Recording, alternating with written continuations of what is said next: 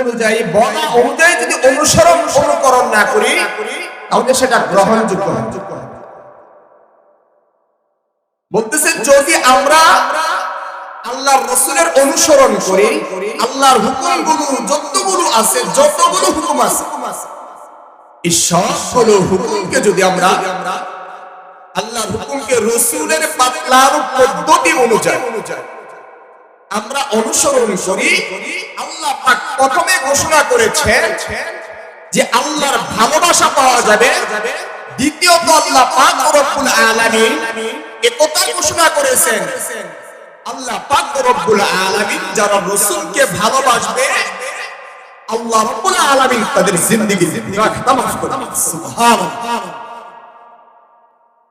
قل إن كنتم تحبون الله فاتبعوني يحببكم الله يغفر لكم ذنوبكم।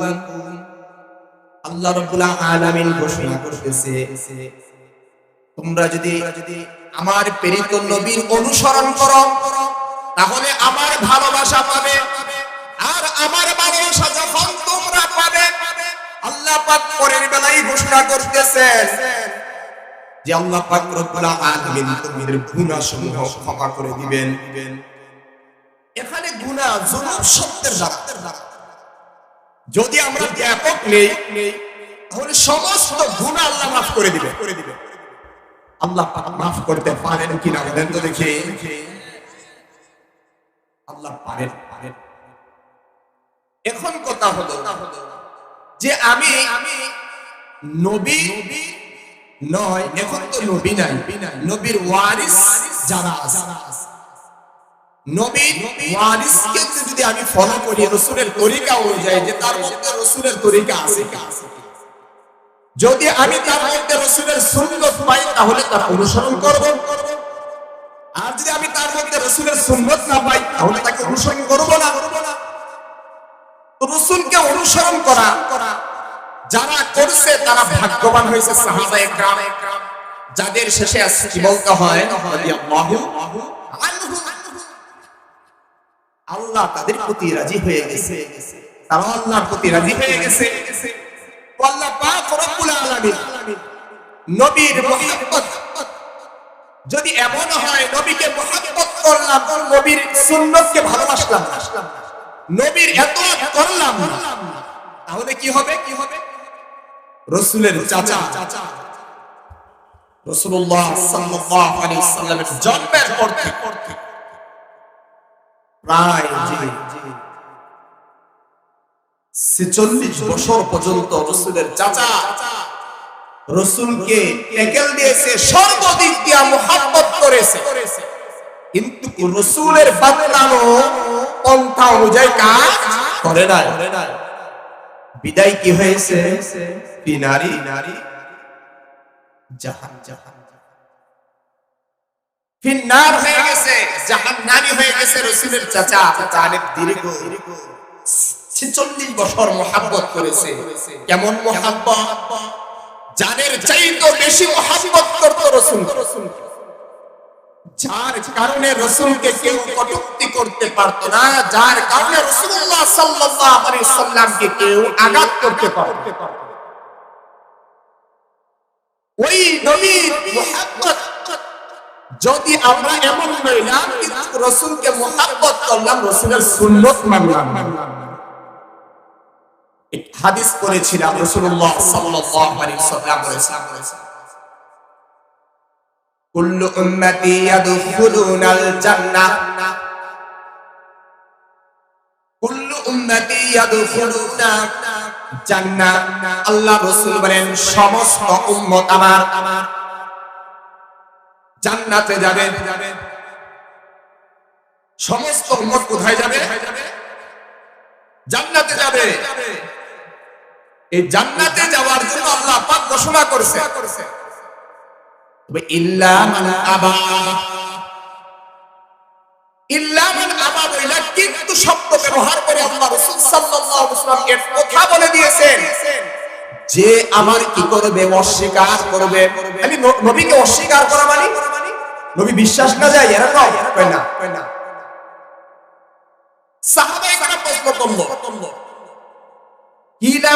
ইয়াবা ইয়া রাসূলুল্লাহ ওয়া আল্লাহর রাসূল বলুন তো আবা দ্বারা কি উদ্দেশ্য নিয়েছেন আল্লাহ রাসূল সাল্লাল্লাহু আলাইহি ওয়াসাল্লাম বলেন মান আতাআনি দাখালাল জান্নাহ যে ব্যক্তি আমার অনুসরণ করবে আমাকে ফলো করবে আমাকে আইডল মানবে আমার সুন্নতের উপর সে কি করবে তার জীবন পরিচালনা করবে যে ব্যক্তি রাসূলের সুন্নতের উপর জীবন পরিচালনা করবে আল্লাহ রাসূল বলেন দাখালাল জান্নাহ সে জান্নাতে যাবে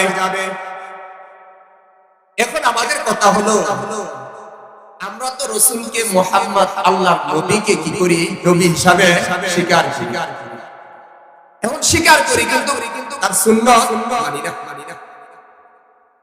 বিয়ের মধ্যে রাসূলের সুন্নাত খতনার মধ্যে রাসূলের সুন্নাত জন্মের মধ্যে রাসূলের সুন্নাত নাই শুধু নামে মুসলমান নামে কি মুসলমান জন্মের পর তার শুরু হয় বার্থডে কিনে এই বার্থডে শুরু হয় বার্থডে দিয়ে কি হয় জানেননি খ্রিস্টানদের মতো বার্থডে হয় কেক কাটে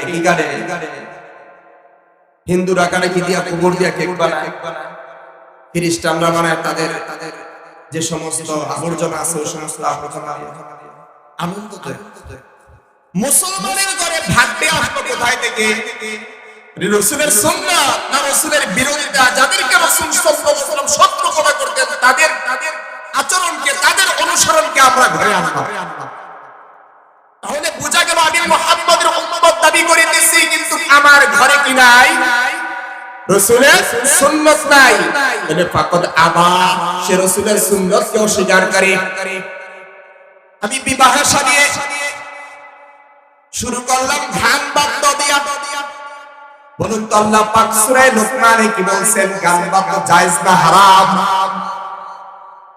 আল্লাহ পাক রব্বুল আলামিন সূরা লুকমানে গান বাজনাকে হারাম বলে দিয়েছেন আর আজকে আমাদের ঘরে গান বাজনা ছাড়া কি হয় না বিয়ে হয় না কেমন বিয়ে করছো রে ভাই তোমার বিয়ের কোনো খবরই পাই নাই কি কথা দিয়া কয় কেমন বিয়া করছো তোমার বিয়ের কোনো খবরই পেলাম না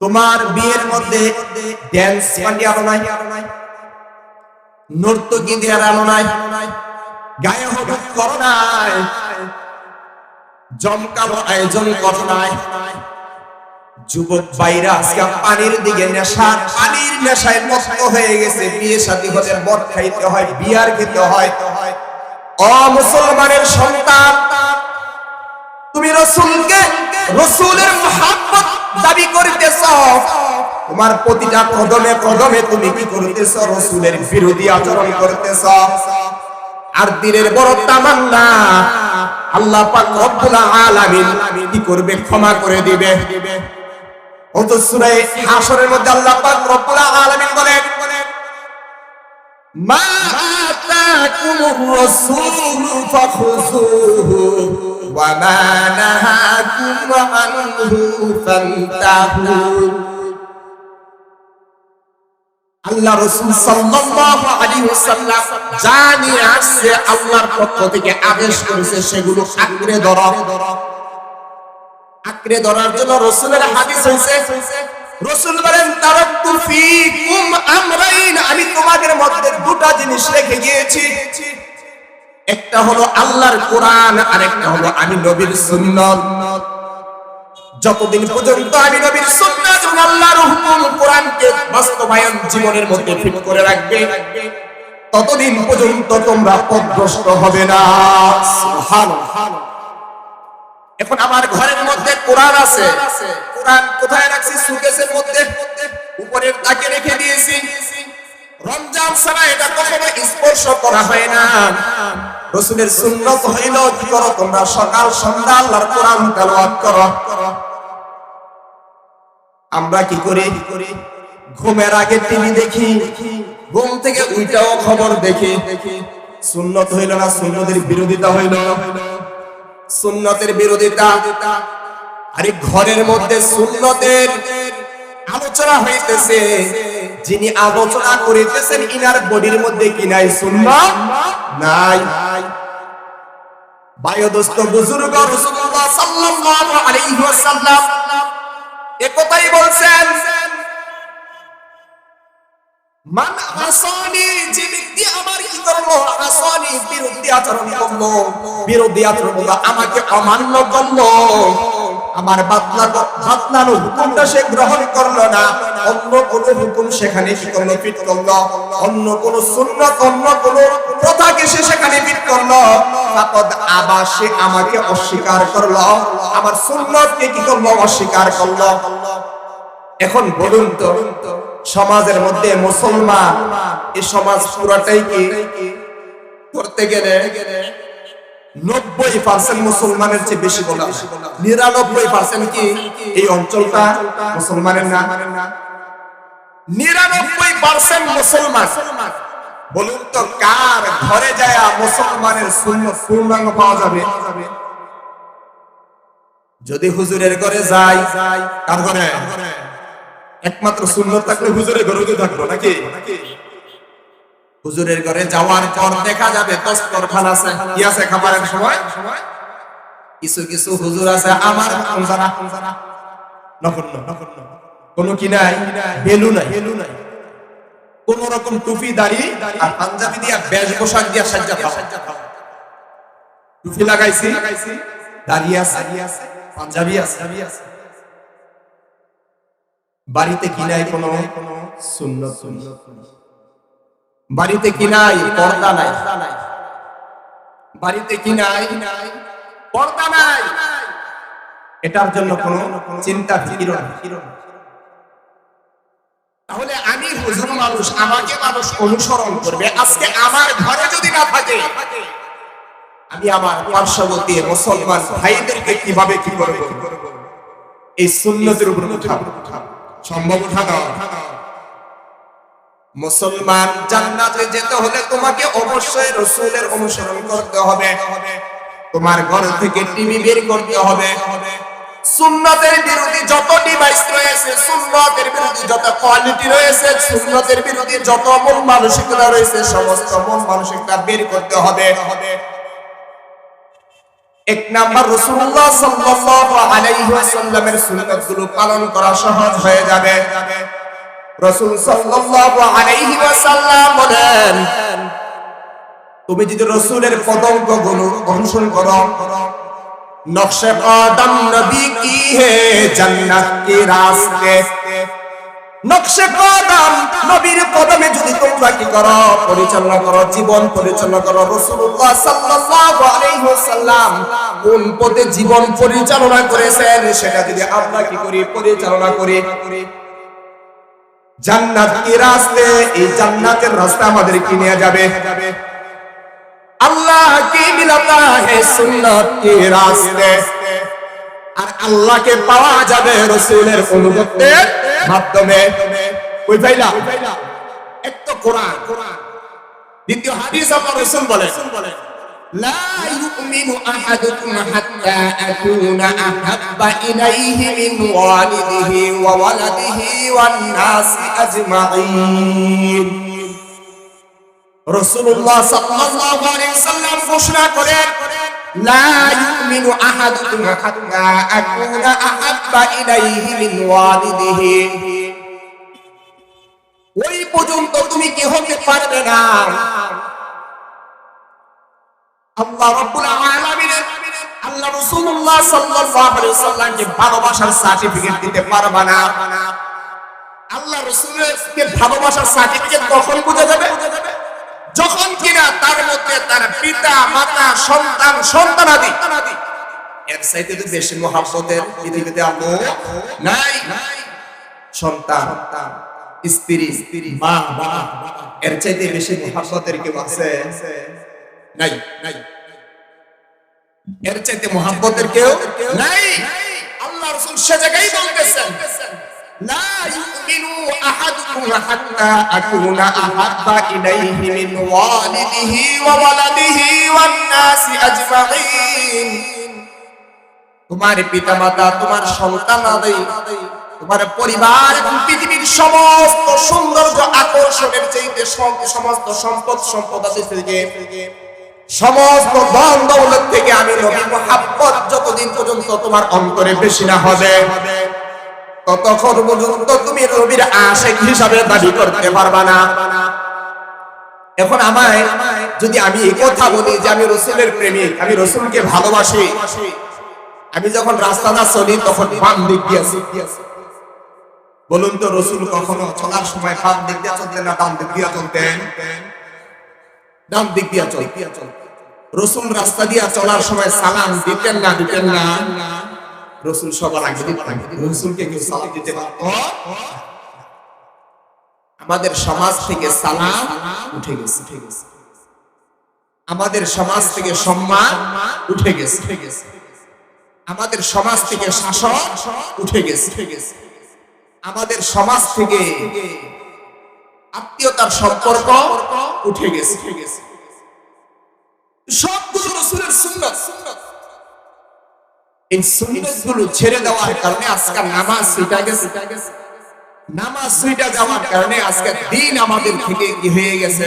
ছুটে গেছে। দিনের নিশানা হবে যখন আমার নামাজ থাকবে আমার ভিতরে, তখন আমার মধ্যে দিন প্রবেশ করবে। যদি নামাজ না থাকে তাহলে দিন থাকবে না। রাসূলুল্লাহ সাল্লাল্লাহু আলাইহি ওয়াসাল্লাম ঈমান এবং কি দ্বীনের মধ্যে একটা পার্থক্য করেছেন। আল-ফারকু বাইনাল আবদি ওয়াল কাফির তারকুস সালাত। নামাজ তরক করা হলো মুমিন এবং কাফেরের মধ্যে কি ভাই? ডিভাইড বা পার্থক্য। মুমিন এবং কাফেরের মধ্যে পার্থক্য কি? নামাজ ছেড়ে দেওয়া। সমাজের 90% মুসলমান, 99% মুসলমান হওয়া সত্ত্বেও মসজিদে কি হয় না? মুসল্লি নাই। বলুন তো এই মাহফিল গুলো, এই যে মাহফিলটা আছে, মাহফিলে যদি গণা এই 10 সেকেন্ড সময় যাবে না? যে সমস্ত লোকগুলো আছে কয় সেকেন্ড? 10 সেকেন্ড। চোখটা এপাশ থেকে ওপাশে বাড়ি দিলে কি হয়ে যাবে? কত কি গণনা শেষ হয়ে যাবে। এতটুকু মানুষ, এই 5-6 জন কি মানুষ মুসলমান নাকি আর আছে? এত সময় নাই কি নাই ভাই? সময় না থাকার কারণ হলো এই দ্বীনের প্রতি তাদের কি নাই? মুহাব্বত নাই। যার প্রতি মুহাব্বত নাই তার প্রতি তাকানো আমাদের দরকার। মুহাব্বত যার প্রতি আছে তাকে বারবার তাকাইতে মনে চায়, তার কাছে বারবার যাইতে মনে চায়।